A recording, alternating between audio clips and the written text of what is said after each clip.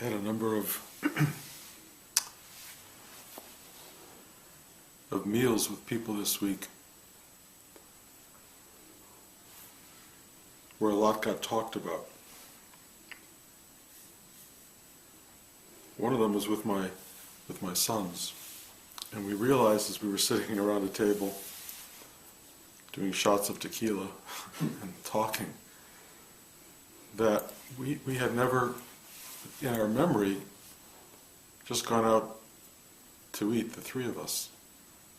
This must have happened, but we couldn't remember it. We were always, as a group, a family, or one-on-one, or in various configurations, but just the three of us was rare. And it was really, really, really wonderful. I mean, it's exceptionally wonderful. And I think what made it particularly special was recognizing how much each of us, individually and as a unit, if you will, have grown. And I think what we celebrated really in our being together was this feeling of growth, of having gone through so much together and separately, individually, and having arrived at places that were substantially more evolved than where we started out. And of course, I was there when they both started out, right at the epicenter of their starting out, and watching what's taken place over the course of 31 to almost 40 years for them. And it was really beautiful. And what was particularly beautiful was how much that growth was not a manifestation so much of worldly achievement, which is where I think most people look for manifestation of growth. It was something else. It was something about who they were as human beings, something that had flowered, had evolved, grown over the course of time. And of course I felt enormous pride as a father, and love, which I've had from the moment they emerged into this world, and has never gone away. But we were very able in our dialogue to look at the course of our lives, and they're still very much in the middle years of life, and they are very involved in struggle, and approach struggle very differently. Josh has always liked playing and enjoying life, and is probably one of the most masterful people I've ever known at just loving being alive. Ari has always challenged himself in every possible way to become more capable, more able to take on whatever life threw at him, and then to take on more than that. It's always been his instinct to do that. You know, he's a kid who could barely run as a kid. He had a broken leg when he was young, and took him a long time to recover from that. And the idea that he would ever become a marathon runner and a triathlete was impossible, but not to him. He took that on. He took on learning how to be an airplane pilot, and so much. I mean, he just keeps reaching in so many different directions. And Josh, through his deeply open heart, moved into the world of marriage and child rearing. And having become a father, has suddenly backed himself into this experience of having to work to truly support the world that he's created for himself, completely out of love. And he's very much like me. We never liked work very much, but we both backed into it in a very big way. And there comes a point where life really, really comes at you. And middle age is clearly that time for most people. You can kind of futz around through elementary school, high school, college, but there comes a point getting out of college for most people where the hardness of life, the banging difficulty of life really hits you. And you can push that a little further, maybe you can move back in with your parents for a while, but there's this whole thing of looking for work and trying to find a partner in life, and those things which have become very difficult for people in this moment in time, very, very difficult. And so the hardness of life, the struggle of life, becomes the thing that forces you to grow. And some people choose to embrace that. Some people do it because they have no choice. Some people revel in the possibility, and there are others who avoid it almost entirely.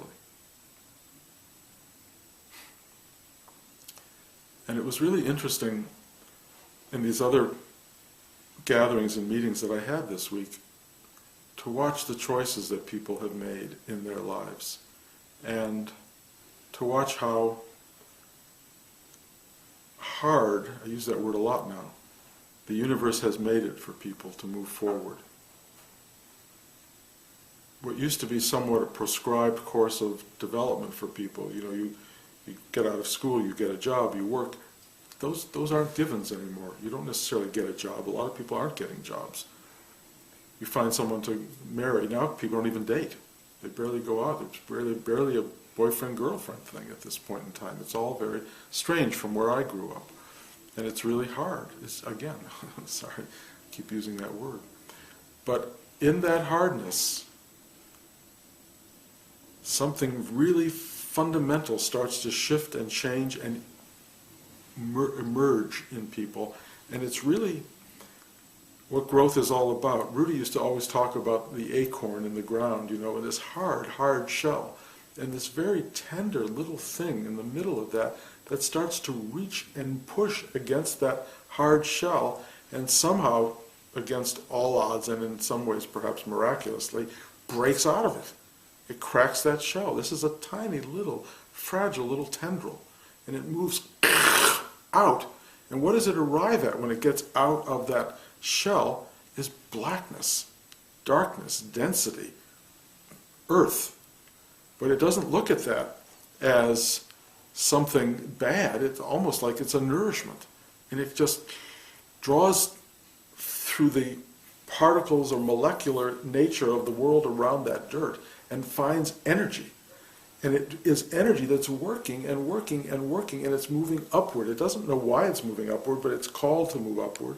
And it goes, and it suddenly goes, and it's into this vast universe of light and air and blue sky and possibility. And it's like unbelievable arrival at something remarkable. And that's just the beginning of the journey. Because then it starts to kind of reach up. And as soon as it starts to reach out and branch out and dig deeper into the darkness that it's in, it starts to encounter other root systems, other acorns that are growing, other trees, other grass forms, and they are all fighting with each other for that soil they're in. And then as they start to grow, they're even fighting for the light that's above them. And they're growing, and things happen like winter, losing all of their leaves, everything. They start to grow, and then they lose everything they've created in that sense of productivity. The leaves fall off. And if there's an emotional life to a plant, it's kind of like, oh, I'm naked. Everything I've done has fallen away. It must be a strange psychological moment. And then, without their understanding it, all of those leaves turn into fertilizer, and they reach into the soil, and they help you grow bigger and bigger, and this keeps happening and happening, and you start to become aware of the patterning of that. So every year it gets cold, and there's a kind of discomfort, and these winds blow and knock all of the leaves off of your tree, and it keeps happening, and after the 50th time, you go, oh, this is how it works. And you just sort of settle in. You go, here it comes, the wind. It won't be bad. It'll be cold, but it won't be bad. I know what it's doing. I will be fighting off the plants around me, and I'll do the best I can to grow.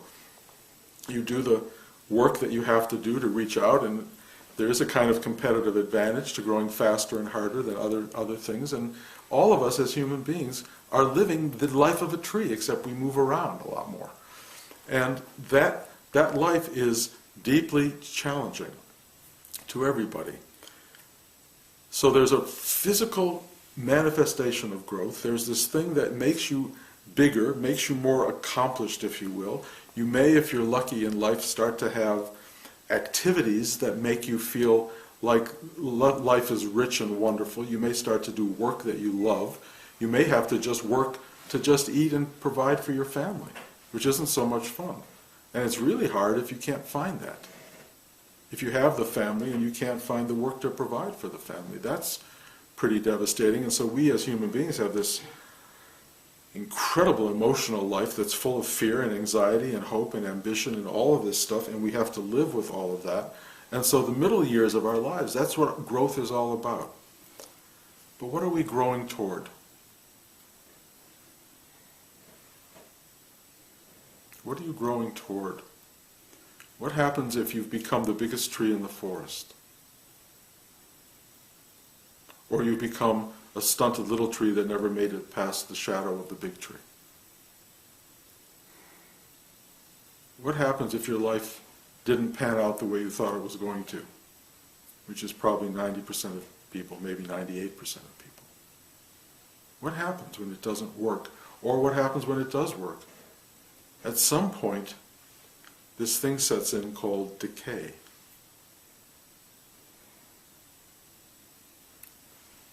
You don't have the strength you had, you don't produce the leaves you produced, the roots start to rot,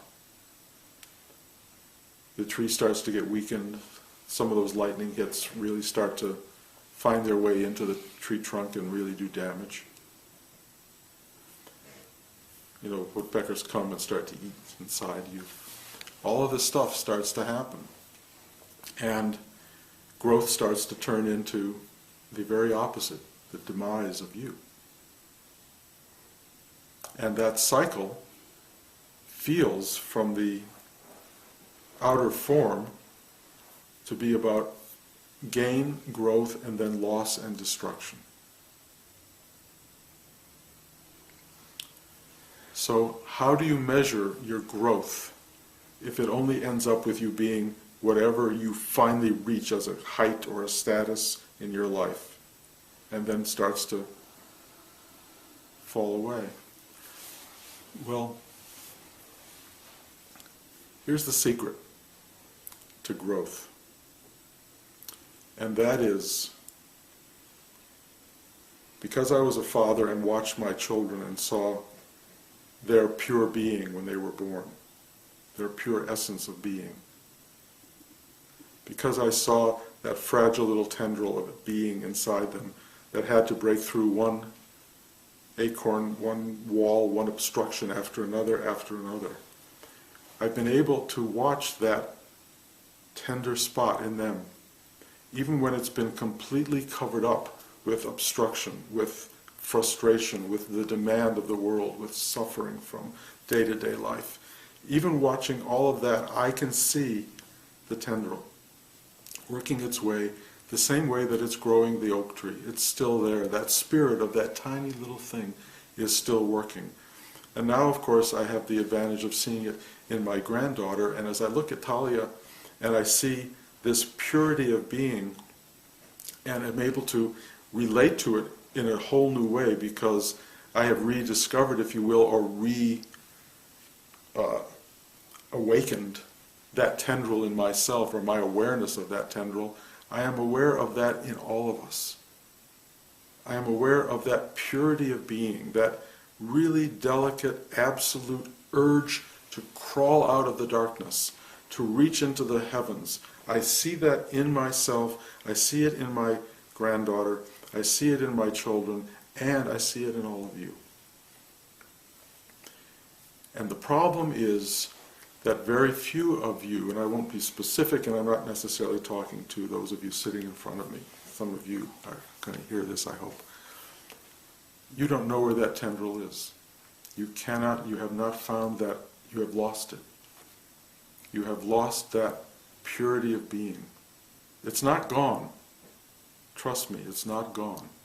It's just under the layer upon layer of distraction, frustration, disappointment, busyness, all that stuff that keeps you from knowing that reaching entity that never wants to stop if you give it that opportunity. What I've discovered in many of my students, and I was having lunch with one of them the other day, was how powerful it is when that tendril is reawakened, and how amazing it is to watch people I know and care about and love who come to get this nourishment, how they grow. I watch the growth, and I've seen it in this room. I've seen it in all of you in this room.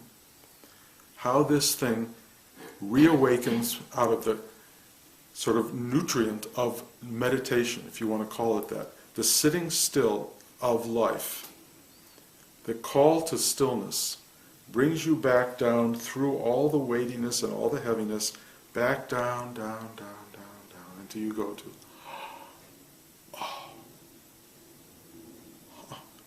it's still there. It's still there. And not only is it still there, it is as alive and vibrant as it was the minute you were born, probably in the minute before you were born. Whatever this thing is that's so unbelievably tender and alive is there. And when you allow the energy of that to reassert itself in your life, this thing of growth happens, and not only does it affect the outer plant, not only does it affect how your life works, and in many ways your levels of accomplishment or willingness to accept challenge or willingness to push through all of the dark, heavy, hard stuff. It's there as a kind of an enormous light in filling the world from your eyes and the world around you, and it just illuminates time and space. And you become a beacon of this sweet, soft, unbelievably powerful energy of being. And if you want the secret to success in life, it's to come from there. It's to keep hold of this. I use Spielberg as an example. This guy never once lost his touch with his child wonder, if you will, and emanates it all the time. There are people you meet who carry this with them and express it into the world, and the world embraces them for that. It doesn't give them gifts. It just acknowledges them. It allows them opportunity. It is something that presents you with more life because you put the life out there and it puts the life back. It gives back. It's a constant nurturing back and forth, and it allows for what's called expansion, growth, and evolution as an entity. And it's a glorious, wonderful thing. It's wonderful. And what happens for some people is that they get the outer part. This is another lunch that I had. And they don't know anything about this. They just don't know about this. And so they get the outer, they get all the structure, all the form, and even the success and recognition and the complications that go along with that. And then they go, it's like, oh, now what? And they just think they have to keep growing and growing and growing, and they don't even know how, and they don't know what it is that's causing growth. And they are totally dependent on outer experience for some profound satisfaction, which rarely arrives. And so I see what happens when you live a life that is devoted totally to the external. You miss out on the true growth, which is this emanation of this thing that has always been there. And this is an odd thing. You grow in some way to discover what has always been present. True growth is the arrival at what has been there from the beginning. That's the amazing thing. You don't grow into something other, you grow into what was always there. And if you can discover what was always there while you're on this journey, growth takes on a whole other kind of idea. It's no longer about getting somewhere, it's about being completely here. Being completely, endlessly connected to this tendril of vibrant, unbelievably powerful and delicate energy. That's what we're all doing. We are all reaching to get there, and most of us don't even know it. The decay that starts to happen, if you can stop to think about how horrible it is to lose everything, you become aware as you get quieter and quieter that there's no loss, because it all comes back to what has always been there. So that as everything starts to fall away from you, as all the aches and pains and aging process goes on, you collapse from your involvement with the outside and success and reaching out any further, and you just start to come in. And you find this thing, or you don't. And I know many people who age and don't find it, who are so caught in the outer form and the loss of form that they suffer and suffer and suffer and suffer. And then I don't know, I suppose maybe at the moment of death they discover it, maybe. But people who have stopped along the way, who have found this thing in themselves, they grow in life in ways that are remarkable. And you may not see it in the manifested world, you might, but you will see it in their being, how they are, how they react to you, how much connection they can offer you, how much love, how much kindness, how much compassion, how much understanding, how much acknowledgement they offer you, because they're there with you. They are one with you. And of course, some of these people begin to understand that this little tendril of being in them is no different than the little tendril of being in you. That all of these things that separate us, our sexuality, our personality, our worldly success or lack of success, it doesn't matter, because all of us are this tiny little thing growing. And once you acknowledge that and you reach into that in yourself and then reflect it and reach into it in the other, life becomes the very thing you were always seeking in all of your growth. The one thing we all seek in growth, which is fulfillment, wholeness, the embrace of the totality, the sense of self, the shared sense of being, the sense of wonder, the sense of mystery, the sense of oneness that we are. That's where growth begins and ends. And the journey in between is full of extraordinary experience and opportunity and a lot of things that go on, and they're all good, even when they're hard. But the coming back to this is the ultimate reward. And it seems we are all sent out of this for a reason. And we grow into the rediscovery of ourself. That's the journey that we're all on. You know, and it gets hard to watch people who lose it. It's hard to watch people who are stuck out there, you know, who are totally unaware of the journey even. People who sit, you know, and watch television all day. People who, you know, all they want to do is, you know, like, to play golf, you know, whatever. Not to be critical of that stuff, because there's, you know, maybe just fine. What does a tree in the forest do all day? They'd probably be happy to watch soap operas. But it's just there. And so you have the opportunity to live an enormous expression of this, or not. It's really your choice. But true growth allows you to be as big as you want and to touch it all.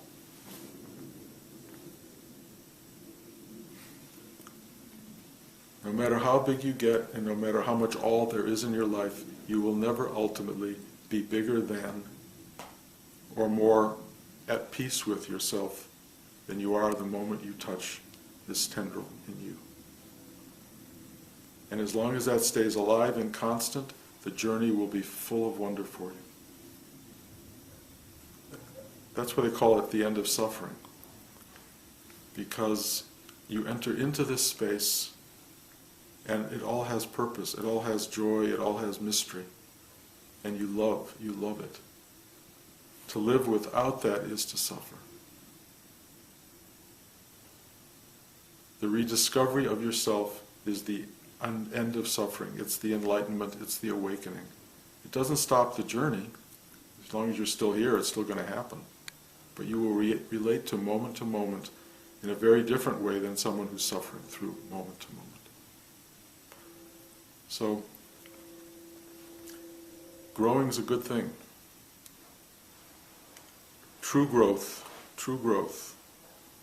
is other than what a lot of people think. And those of you who come and sit in meditation, who find the stillness inside, who find the ability to walk back into or dig back into this elemental, tendril-like force of being, you will find what growth is really about. Any questions? I actually have one this week. Great. Christopher Hitchens died this week. Mm-hmm.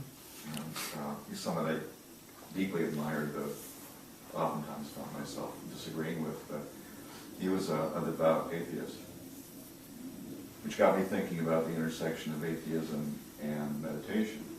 So I guess my question is, do you think that the belief systems of atheism and meditation can coexist?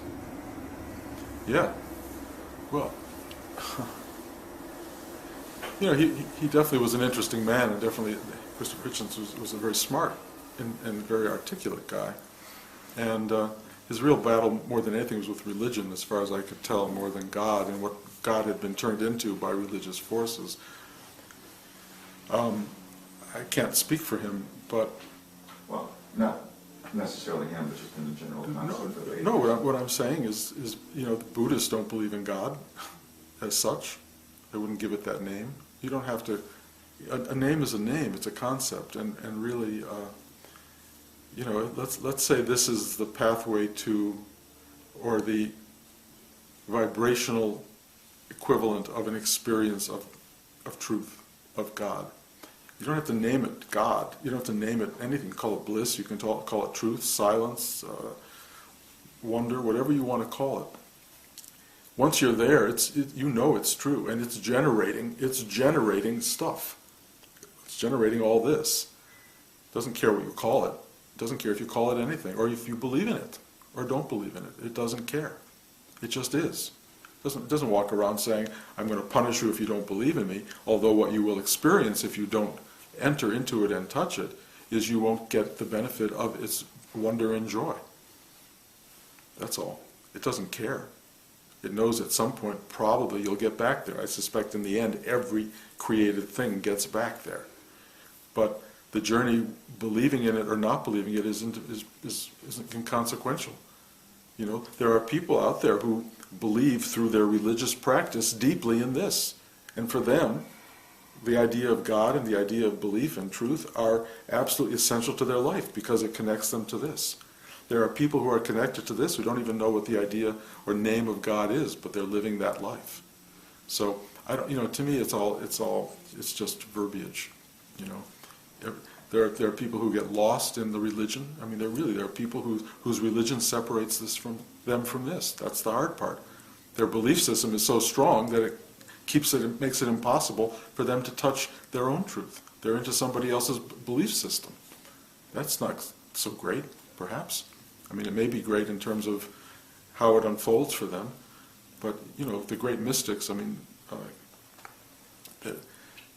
Teresa of Avila said she had to give up Christ to find her truth, because the obstruction of the idea, the concept, was so strong that she couldn't get here, because she was believing in whatever one believes in, that thing out there, and believing in something out there. I mean, you can do it, but what does it mean exactly? The only real thing is the thing that's rising up inside you even as we speak, that's alive and vibrating in you even as we speak. the string theory of existence. Ooh, in the beginning was the Word. You know, there's this thing that's happening, that's arising, and it's causing that little tendril to move, and it's causing you to ask that question.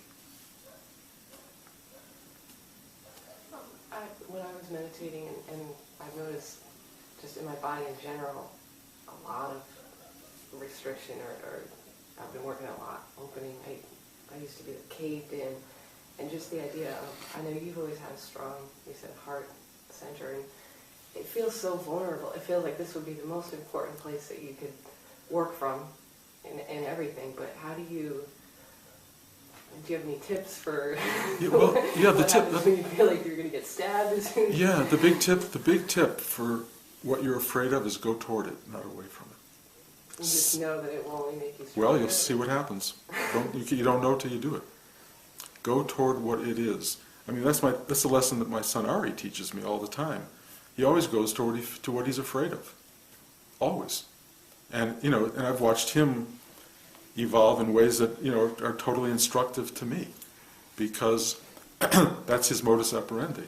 However, I will say we can go toward a lot of the stuff we're afraid of, but there's always a core thing that's the one you're not going to go to. For most people, it's called death. It's a fear, and a lot of it's solar plexus. That's where you feel it. And you're going to go anywhere but there, so you can have an enormously evolved and developed life, but when it comes to the big fear, no, that one I don't want to go to. What I'm learning, because as you get older, you don't get a big choice in this, is that's where you have to start looking. It's right in that spot, and it really is solar plexus, and it's right there, and it's fearsome. And I've been talking about it in class a lot in recent time. You know, my instruction to people, to myself, I won't say to people because what can I tell other people, but what I do is I sing to it. You know, and the song I've been singing is "Hello Darkness, My Old Friend." You know, it just seems to appease it in some way, and it allows me entry. And it's dark, it's heavy stuff, but that's where I'm going. And I think it's it's like the going back into the shell. You know, it's like digging back in through the earth. You got to give up the sunlight. You got to give up the grass. You got to give up the air and the blue sky, and you got to go back into that dark earth. And then you come to that hard shell, and you go, oh my God, I don't want to. It's so hard. How can I get into there? And then you crack into that, and there. That's where you live. That's where you've lived all your life. But you have to go back. It takes courage. It takes real courage. That's why so few people ever do it. You know, Buddha said 2 million people may get the call, 2 people will get there. And why is that? Well, you know, I watch a lot of people who say they want it yet, who sit and try to get it, who are trying to go, but you know, they go toward their solar plexus like this. They go anywhere but. You know, don't go there. You can sit here for years and years and years and avoid it and convince yourself that you're doing great spiritual work. But in the end, which is why Rudy called this a life's work, you ain't going to have a lot of choice. You know, you can try to go elsewhere, but it's not going to be very interesting. You know, it's just, as you get older, your career's over. I mean, everything's kind of played out. So where is there to go? What can you reach for at that point? I mean, you can. People do. They take on new careers. They do different things. But this is the journey. It's the journey back. And for the very few people who don't even leave that, then they don't have to work so hard. They just, you know. But it doesn't happen so readily. And if it does happen, you got to make it conscious. It can't be an unconscious thing. What do you feel is the difference between the solar plexus and the heart? You know, I've had to work with that a lot because Rudy taught heart chakra in the chest, and he taught the navel chakra below the navel, and so there's this center right here that he didn't address exactly, and I think of that as kind of the connection between the two. And I have become much more solar plexus oriented over the last decade, I would say, and much more in recent time. But it's a very powerful space that is, in a sense, the deeper opening of the heart chakra and an access point to the navel chakra, which is what I call this wishing and need. You know, this gets right to that place between wish and need, and it just has to open. And you know, it's just a discovery that I've made for myself. I don't talk about it a lot, but I still teach the system that Rudy mentioned, but solar plexus seems to me to be very important. This is really interesting. When you taught me the introductory class 14 years ago, you taught me the opening of each chakra, asking to surrender, to open, to grow, a really systematic way down, and it's what I've always used.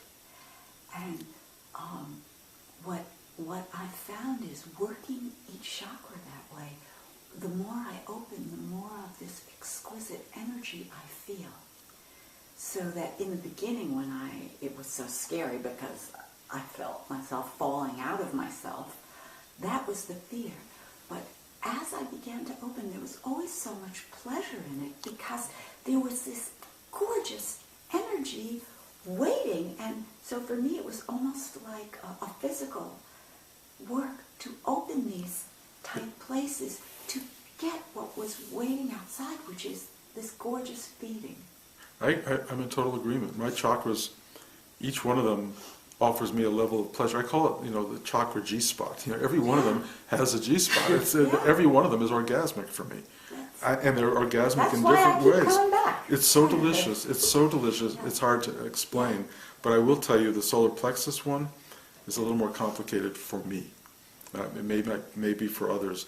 I have all these other chakras are in deep opening, but the solar plexus chakra it emanates something else, and it's different. It's black hole-like, but it's important, and it's arising for me. I can talk about it more in time because I'm still in exploration, but it's very, very important, significant player in the game.